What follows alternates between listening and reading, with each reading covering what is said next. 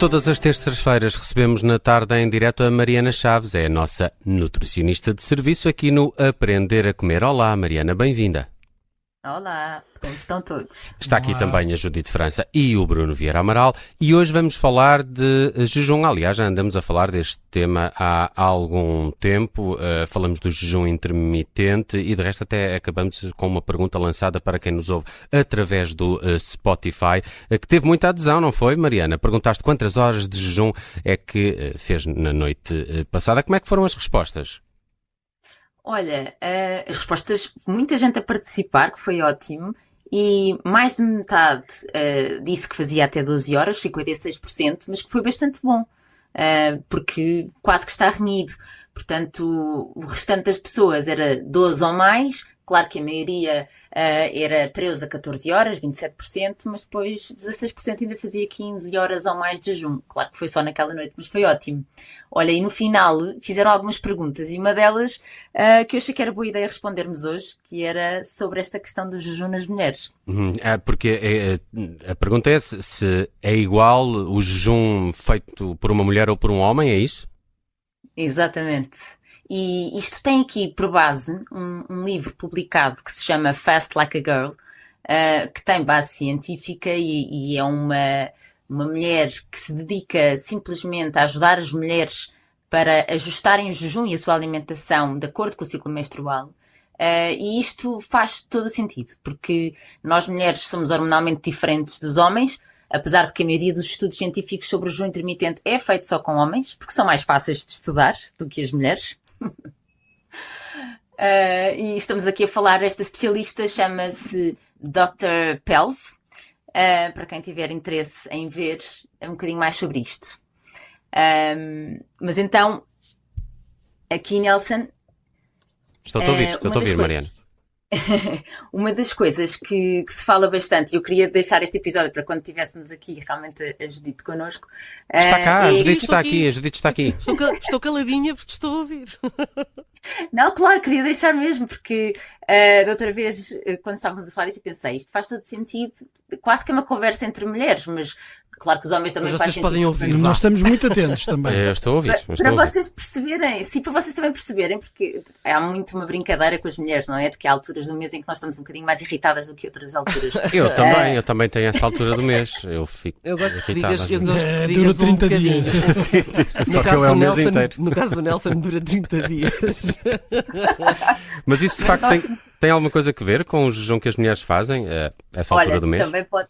Sim, também pode ter, porque claro que tem uma justificação hormonal, não é? Essa nossa disposição. Mas o que nós temos que pensar, e é um bocadinho a evolução do jejum tem vindo neste sentido, é que se nós começarmos a ajustar a nossa alimentação e o período que fazemos jejum na altura em que nos é mais favorável e ao mesmo tempo deixarmos de fazer na altura que estamos mais irritadiças, etc., isso vai nos deixar não só com mais energia, como também mais toleráveis, vamos por assim. Então vamos fazer jejum consoante o nosso ciclo menstrual, é isso? Sim, exatamente, é isso mesmo. Ou fala-nos dos estrogénios e da progesterona. Eu tenho um problema com a progesterona, antes de chateada com ela, mas fala-nos da testosterona e do estrogénio, porque isto está ligado com o facto de nós temos 3 hormonas e os homens só têm uma, não é? E as nossas 3 às vezes andam à batatada. Andam à batatada. Mas há uma coisa que temos a certeza, é que assim que começa o ciclo menstrual, portanto assim que começa a menstruação, nós produzimos estrogénio. É esse o caminho. Nos primeiros 10 dias estamos a construir estrogénio.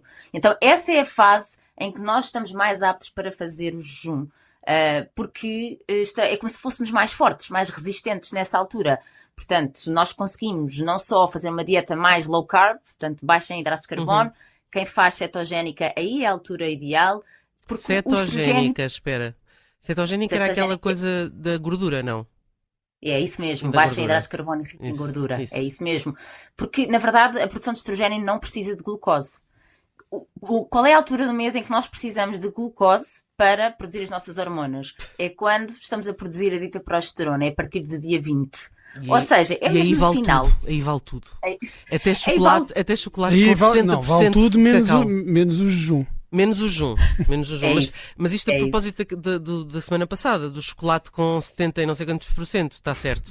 Espera, por isso. Está certo. Espera, por isso. Olha, E não só, Judite, porque vimos na semana passada, não é, que também temos o magnésio no chocolate e Sim. para produzir a dita progesterona também precisamos de magnésio. E porque é assim, a progesterona e o cortisol, que é a nossa hormona do stress, eles não coabitam, não estão na mesma habitação. O que acontece aqui é, se nós queremos produzir progesterona, nós não nos podemos pôr numa situação altamente estressante no que toca à alimentação e jejum. E exercício físico também não é a melhor altura para exercícios mais estressantes. E, portanto, se vamos fazer uma alimentação em que cortamos completamente os hidratos de carbono, em que cortamos o dito glucose que precisamos para produzir a progesterona, provavelmente o que é descrito é que a produção não será tão eficaz.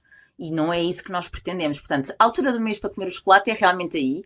E sabes que, Judite, isto traz aqui, para mim, uma parte muito importante psicológica, que é, as mulheres passam a vida, quando se ouve conversas entre mulheres sobre este assunto, com o sentimento de culpa.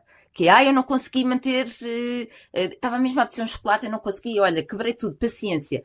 E se nós começarmos a entender que determinadas alturas do mês, como os primeiros 10 dias da menstruação, deveríamos ser mais rigorosas com esta questão da glucose, do jejum, de realmente não irmos para os chocolates, e que depois, no final, podemos ter aqui um bocadinho mais de abertura, claro, tentando escolher os hidratos de carbono mais saudáveis, mas separar isto, e eu acho que com objetivos a curto prazo nós também lidamos bastante melhor, sinceramente. Mas é necessário encontrar esse equilíbrio para depois não haver uma grande diferença entre as duas fases, não é? Uma fase em que se é mais rigoroso e outra depois em que, como dizia a Judite, vale quase tudo. Pois, porque depois perde-se o objetivo final, eu entendo. Por isso, aquilo que eu acho que tem que acontecer aqui é, na primeira fase, sermos mais rigorosos, o tal primeiro ao 10º dia. Depois nós aí a seguir temos no 11º ao 15º, que é essa fase em que não temos que ser tão rigorosos, mas também não deveria haver um consumo aumentado de hidratos de carbono. Ou seja, devemos escolher aqueles que nos são mais úteis, os feijões, a batata doce, as frutas. É aí que devíamos fixar nisso. Depois há ali mais uma janela pequenina, que já que estou a falar disto, devo dizer que é do 16º ao 19º dia 16 ao dia 19, que podemos aumentar o nosso jejum, em que temos os nossos níveis máximos de estrogênio, e no dia 20 é que realmente deveríamos recuar no dito jejum, manter-nos nas 12 horas, termos hidratos de carbono saudáveis, como eu falava há pouco, mas se calhar não sermos estar sempre a contabilizar tudo. É a altura em que nós podemos, durante 4 ou 8 dias, na verdade é isso que estamos a falar, não é? Um período de 4 dias ou de 8 dias, para fazer 24 dias ou 28, em que aí podemos estar um bocadinho mais à vontade. Mas a ideia, o que é à vontade? Continuar com as regras de ter vegetais, de ter a proteína, mas não tentar fazer dietas malucas nessa altura, porque só nos vão trazer frustração. A alimentação saudável tem que estar em todas as alturas. Isto não leva as pessoas ao engano. Nós podemos, é muito benéfico trocarmos às vezes o tipo de dieta que estamos a fazer. Como falávamos há pouco das dietas baixas em hidratos de carbono ou dieta cetogénica, muitas vezes não são viáveis continuamente. E, portanto, se nós fizermos esta troca consoante o nosso ciclo menstrual, o nosso nível de energia fica muito melhor. Olha, uma coisa engraçada que é do 11º ao 15º dia, portanto 11 ao 15, nós temos o nosso nível máximo de estrogênio, mas também temos o nosso nível máximo de testosterona. É o único período em que nós temos a nossa produção de testosterona. Portanto, não se metam connosco nessa altura. Sim? Não se metam connosco. Olha, Judite, é ótimo para aumentar a massa muscular. E era isso que te queria perguntar também, Mariana, porque isto não é só alimentação, também há alturas mais indicadas para o exercício físico. Sim, sem dúvida. Portanto, este período do 11º ao 15º, se nós aplicarmos estratégias de aumento de massa muscular no exercício físico e com a alimentação também, essa será a altura que hormonalmente estamos mais aptos para produzir a massa muscular. No primeiro, portanto, quando o ciclo menstrual começa, do primeiro ao 10º dia, fazer exercícios mais intensos, faz com que o nosso corpo aguenta esse dito stress. 16º, do 20º dia, portanto, de 20 para a frente, não é a altura para exercícios físicos muito intensos. Tanto que há muitas mulheres que dizem que ficam muito cansadas e que depois não conseguem fazer todas as suas atividades do dia-a-dia normais. Portanto, essa é a altura para dar aqui um bocadinho mais de calma ao nosso corpo. Esta é a deixar vir altura outra em vez. que o Parlamento Espanhol pôs as mulheres com a possibilidade de ficarem em casa, em licença. Eu queria referir. Os espanhóis são espetaculares. Muito espetacular. Gosto muito de espanhóis. Mariana, estamos aqui a ficar sem tempo. Queria só lembrar que, se gostou deste episódio, pode fazer seguir nas plataformas digitais onde está disponível e nas plataformas de podcast, também no nosso site. Mas para quem ouve Aprender a Comer no Spotify, e só funciona no Spotify, há uma pergunta que podem responder. Qual é a pergunta que a Mariana vai deixar esta semana? Então, a pergunta é, se é mulher e quer fazer jejum, quais é que serão os melhores dias do seu ciclo menstrual para fazer o jejum? De dia 5 a dia 15, de dia 1 a dia 10, a partir de dia 20 ou nenhuma das anteriores, porque isto não pode ser fácil. Eu e o Bruno vamos lá responder ao Spotify a questão desta semana do Aprender a Comer com a Mariana Chaves, que regressa de hoje a uma semana. Já sabe que no Spotify tem esta pergunta para responder e é por lá que encontra daqui a pouco o episódio de hoje que se dedicou ao jejum nas mulheres. É diferente dos homens? Ficamos aqui com algumas ideias que de facto é. Mariana, obrigado. Até para a semana. Até para a semana. Obrigada.